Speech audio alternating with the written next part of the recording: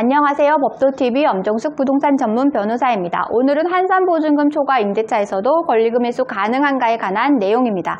환산보증금을 초과하는 임대차의 경우 권리금 회수 여부를 두고 건물주와 분쟁이 일어나는 일이 적지 않은데요. 세입자뿐 아니라 건물주 가운데는 환산보증금을 초과하는 임대차라면 상가건물 임대차 보호법이 적용되지 않는다고 인식하는 경우가 많습니다.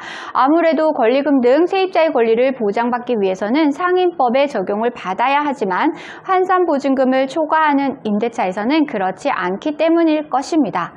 결론부터 말씀드리면 환산보증금을 초과하는 임대차라도 상인법의 일부 규정에서는 예외적으로 적용이 되는데 권리금 보호 규정도 이에 포함이 됩니다. 법률 용어가 어려운 분들을 위해 용어 설명부터 하고 갈게요. 권리금이란 영업시설, 거래처, 신용, 영업상의 노하우, 위치에 따른 이점 등에서 계산된 금전적 가치를 뜻합니다. 환산보증금이란 상인법에서 규정한 보증금과 임대차 환산액을 합한 금액을 말하는 것이고 상인법의 적용을 결정하는 기준이 됩니다. 지역마다 적용 기준이 조금씩 다르지만 서울시의 경우 환산보증금액이 9억 원 이하일 때만 상인법의 적용을 받습니다. 환산보증금을 계산하는 방법은 보증금 외에 임대료가 있는 경우 그 임대료에 100을 곱한 후 보증금을 더해서 구할 수 있습니다.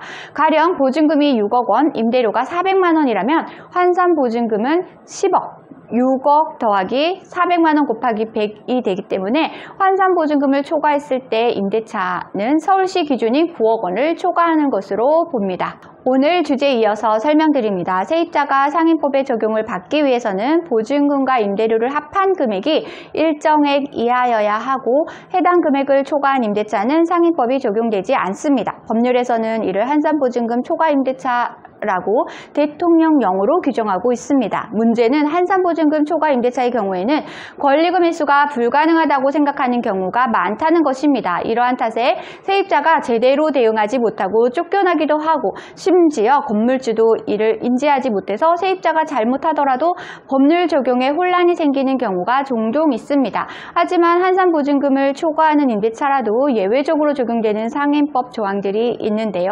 상인법 조항 중 세입자의 권리금 보호 규정은 환산보증금을 초과하는 임대차에서도 보호를 받을 수 있습니다.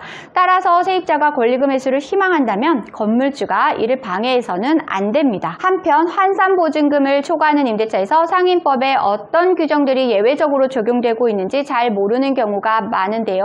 상인법 2조에는 환산보증금을 초과하는 임대차의 경우에도 예외적으로 상인법 규정이 적용이 된다고 명시되어 있습니다.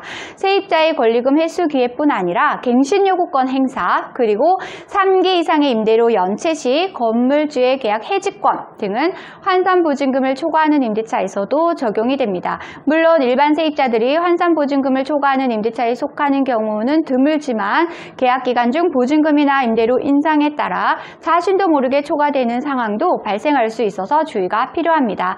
오늘은 환산보증금 초과 임대차에서도 권리금 회수 가능한가에 관한 내용을 설명드렸습니다. 정리하자면 원칙적으로 환산보증금을 초과하는 임대차는 상인법의 적용을 받지 못한다는 것이고요. 권리금 보호 규정은 환산보증금을 초과하는 임대차라도 적용이 가능합니다. 환산보증금을 초과하는 임대차라도 예외적으로 적용되는 상인법의 규정이 있습니다. 오늘 주제와 관련된 문의사항이나 권리금 관련 문의사항이 있으신 분들은 홈페이지에 문의사항을 남겨주시면 이메일로 답변 드리고 있는데요. 홈페이지는 네이버에서 법도권리금 소송센터를 검색하시면 쉽게 찾으실 수 있습니다. 홈페이지에 접속하시면 상단 우측에 무료 상담 메뉴가 보이실 텐데요. 빨간색으로 체크된 부분을 명확하게 정보를 입력해 주시고 본문에 궁금한 내용을 입력해 주시면 이메일 또는 유선 전화로 답변 드리겠습니다. 오늘은 여기까지 설명해 드렸고요. 다음에 더 좋은 부동산 법률 정보로 찾아뵙겠습니다. 저는 엄정숙 부동산 전문 변호사였습니다.